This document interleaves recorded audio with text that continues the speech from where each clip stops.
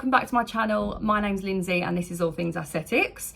So if you've watched my last two videos, you're going to be sitting there thinking, she's in the same outfit for the last 3 videos in a row. And I am. It's because when I'm filming this, I get married in a week and then I go away on my honeymoon. So I wanted to get as much content as I could to upload and schedule for you guys so you've got something to watch. And I'm going to be completely honest, I just couldn't be bothered to get changed and pretend that it was a different day. It's too hot and stuffy in my house. So yeah, this is it. We're doing all these videos in one day. So this video is going to be, this was actually requested by someone on my Instagram. So it's going to be more of a chat than like a structured video. But this video is going to be on how or why I got a PA and my staff, how and why as such. So if that's for you and you are a business owner, you're looking to expand, you're not sure whether you need the help or a PA or whatever it is, keep watching and we will get straight into it. I'm gonna have to sit on the edge of the chair because I'm like, my dress is actually wet, like I'm actually sweating, it's disgusting, I can't bear it anymore. So expanding your business, and I've got hair here. Yeah, expanding your business, getting staff, getting a premises. What are the benefits? What are the negatives? Okay, so let's start from scratch. I started off in this industry, 0 experience whatsoever. Started right at the bottom, didn't know anyone, didn't really know what I was doing, wasn't really great. When I was working from home in my little home clinic, I had like a steady flow of clients. It was just me on my Instagram. You know, I didn't really have that many followers, so I could sort of manage my own time. I didn't have kids back then. When I started aesthetics, I was pregnant with Rosie. So it was quite easy for me to manage my own page. I didn't have a shop, I didn't have staff. You know, it was just really simple. I could just go back on messages whenever I wanted. And it wasn't too much of a heavy flow that I couldn't cope. So fast forward a couple of years, throughout COVID, I think, you know what, I don't actually know when I got busy enough to a point of where I needed it. I just remember I didn't want to work from home anymore. Ever since COVID happened, I think a lot of people felt the same. I just felt so isolated being indoors. I had no work-life balance or separation, to the point where, you know, like when you work in an office or you work somewhere else, sorry, I'm sorting my chewing gum out, and you come in from work and you sit on the sofa and you're like, oh, and that's it. Like your mind from work is gone, you've left. You don't get that when you have a business. And at the time I thought, oh, maybe it's just because I'm working from home. You know, I'd do a client, see her out, and then go and make a cup of tea. And I never felt the separation. There was none of that, oh, I'm home now, I can relax, because I was always home. So yeah, it's a weird feeling. Anyone that's worked from home before will sort of know the feeling. It's very strange, but I just didn't want that anymore. So I then started renting a room in a shop in Lindsay in Essex. Did that for around about a year, I'd say. And then myself and James decided that we wanted to buy a house, and we looked at places in the area, because I was like, right, well, I'm going to be more so in Kent now. I don't really want to have to keep travelling to and from the Essex clinic and it taking me like an hour and a half each way. It's just not feasible. Plus then at that point, I had 2 kids. So, no, I wasn't. I was pregnant with Ivy. So I had Rosie and I was pregnant with Ivy. So then I decided to actually get my own shop. Nothing major, nothing fancy. Just a little shop, enough for 2 rooms, reception, and that was it. I had Holly working for me at this point, in Essex. She'd been with me ever since we moved into the little shop in Lindsay. And then I was like, right, well, I need someone to sort of come and work with me in Bexley Heath. And it was weird. It's it's like fate. And that sounds really sad, but it's like right place at right time. So Hayley, who works with me in Bexley Heath now, she was actually in the Lindsay shop where I rented a room, doing a masterclass with me and Holly. Holly was watching at the time. I don't think Holly was actually trained then. She was just sort of like helping me do forms, numbing cream and like that sort of stuff. And Holly was just sort of observing. And Holly knew that I needed someone to come and work in my Bexley Heath clinic with me. And when Hayley was already trained, and we was just going through like masterclass tips and tricks of my LA lips technique. And you could literally show Hayley something and she'd pick it up like that. And it was like, I can't explain it. It was, when I train people, normally you have to go over and over and over, and you have to correct their depth, and you have to do this and do that because everyone's trained differently. But with Hayley, it was like, I was like, right, well, this is what I do. I showed her once and she was like, okay, boom, boom, boom, boom, boom. Copied me to a T. And I was like, oh my God, we clicked straight away. We got on like house on fire. And I hadn't really even thought about the clinic in my head. And it was Holly that went, like, she would be really good. And I was like, oh my God, yes, she would. Hayley was working in like a little beauty salon at that time. Like, I think she was doing like part-time or doing more so beauty stuff. And she'd paid to do her aesthetics training. So I know she wanted to push that a little bit more. So we had like a little bit of a chat, and I offered her a job, and yeah, she took it. And what's that, like nearly 3 years down the line, 2.5, 3 years, she's still with me. So yeah, I must be doing something right. Yeah, really, really happy. So I constantly tried to push myself, do more and more and more, try and earn as much money as I could. I had no free time whatsoever. I had no work-life balance. And it was at that point, again, probably fate, to be honest, or like things happening in life just at the right time. I was getting so stressed out with having to travel back and forth to Essex. You know, it wasn't really feasible.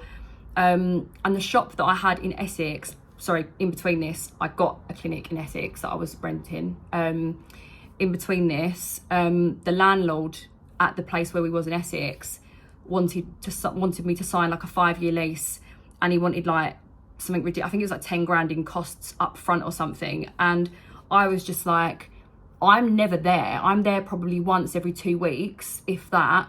And really, I was only keeping it there for Holly and for Holly's clients. So yeah, it got to a point of where I really didn't have that much of a decision. You know, I wasn't going to put myself in the 5-year lease for somewhere that I'm no longer. So yeah, me and Holly had a chat. Holly decided that she was going to fly the nest, go off and work by herself, and she is absolutely flourishing. She's smashing it. I knew she would anyway. She's amazing. My Essex clinic then got taken over by someone else, and I now only have my Bexley Heath clinic. I decided, sorry, I'm trying not to go off track too much. So in regards to staff, I had Holly. Obviously Holly's now gone off on her own. I've got Jade, who's on reception in Bexley Heath. Hayley, obviously, who does treatments alongside me, and my PA Siobhan. Siobhan mainly does remote work from home now. She was based in Essex on reception. However, she lives really far away, so most of her work's done remotely from home, and she sort of just pops in the clinic once a week.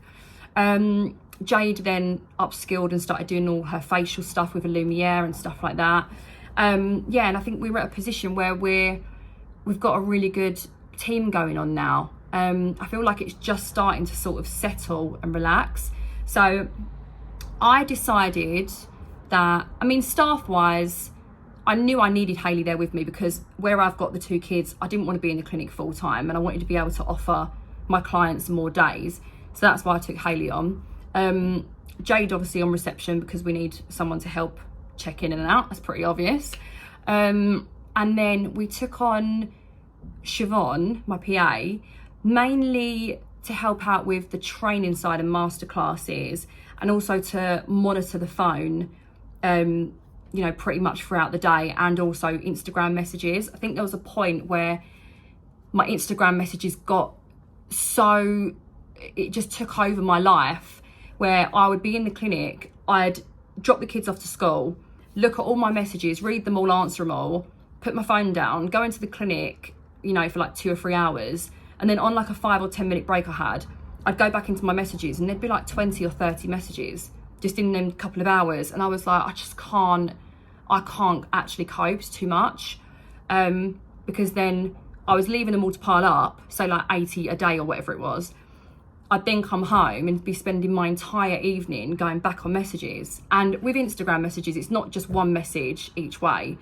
it's a conversation going on and on. So you can imagine how much time that took from me. So yeah, Siobhan near on manages my entire inbox. If it's on days that I'm not working, like today where I'm at home, I'll be on there. And you know, weekends, out of hours, I normally just jump on here and there. And if there's anything personal for me, she just leaves it as unread and I'll read it. But if it's on days where I'm in the clinic, you know, Siobhan will go back on messages and sort of deal with that side. So yeah, you've got to weigh up the pros and cons. Obviously it does cost you, so you know, you need to pay someone a wage to be able to do that. So you need to weigh up what you're earning. Sorry, the door keeps banging from the wind. You need to weigh up what's gonna benefit you more. So are you at a point where you literally can't cope with the income of the messages and stuff like that? So that obviously it benefits you to get someone in to pay them a wage. Definitely look at those things. I think for me, I love the fact that I've got my one clinic in Bexley Heath now. I really, really love it because I feel like I go to work, do my job, and I can come home with the kids and sort of, I do have some sort of balance, if that makes sense, even if I am on Instagram till bloody midnight making reels and doing YouTube videos and everything else. I do feel like I have some sort of shut off, if that makes sense. However, what I will say is the only negative to getting a shop, well, I mean, you've got loads more overheads when you get a shop or a clinic for anyway, so you have to put your prices up to cover all your overheads. And also, I feel like when you open a clinic or a shop, you start getting treated less like a person and a human being and more like a business. Does that make sense? So when I was on my own, working from home, and I just did like my regular clients here and there, you know, I don't think I ever had any kind of complaint, any kind of, you know, miscommunication or anything, because I feel like people respected it, that they didn't want to have, I'm trying to word this the right way, like not that it's confrontation, but people respected me as a human being and as a person. Whereas I think when you go into a shop, people feel like they can complain to the business and they're not complaining to somebody. Does that make sense? So I do feel you get a little bit more, not confrontation, but you have to manage people a little bit better when you are in a shop, because the situations and how you're treated become very, very different. Yeah, I think that's probably a negative, I would say. But yeah, I think you've just got to work out what's for you. Write down why you want to go into a shop, why you feel like you need staff, can you afford it? Look at your ingoings and outgoings and think to yourself, can I afford to pay somebody regularly a wage? You know, if you can't, maybe, you know, outsource the inbox to a social media manager who will charge you per hour to do a certain amount during the days, and you just pay like that. So that's an option. But yeah, you just got to weigh up the pros and cons. And I think it's trial and error, really. I'm not this massive business guru. I think everyone in life is just winging it, and it's just trial and error. So you've just got to give stuff a go. If it doesn't work, change it. If it does work, stick to it. I think for me, that's one thing that I really pride myself on, is that I am not afraid of change. I love it. I love change. I get bored if I'm doing the same thing. So that's really benefited me in regards to business life, because I will try something and I think that's not working. You know, if it's not worked within a few weeks, try something else. Whereas if you're sat in the same place and you're not trying to make changes, yet you want big changes to happen, you know, opportunities don't just fall in your lap. You have to go out there and find them. Okay, so yeah, like I said, just weigh out the pros and cons, find out what's better suited for you. Yeah, and you know, give it a go. You can get someone, if you wanted to look at getting a PA on a temporary trial basis, do that. You know, see if it's working for you. If it isn't, then you know it isn't, and you're not tied into any sort of contract. Just make sure that obviously you're putting it out there that it is a trial as such. So yeah, I hope that made sense. If anyone's got any questions on, you know, getting shops or getting staff, how it's managed and stuff like that, drop it in the comments below. Please give this video a like and subscribe to my channel so you don't miss out on the next videos, and I will see you all soon. Thanks, bye.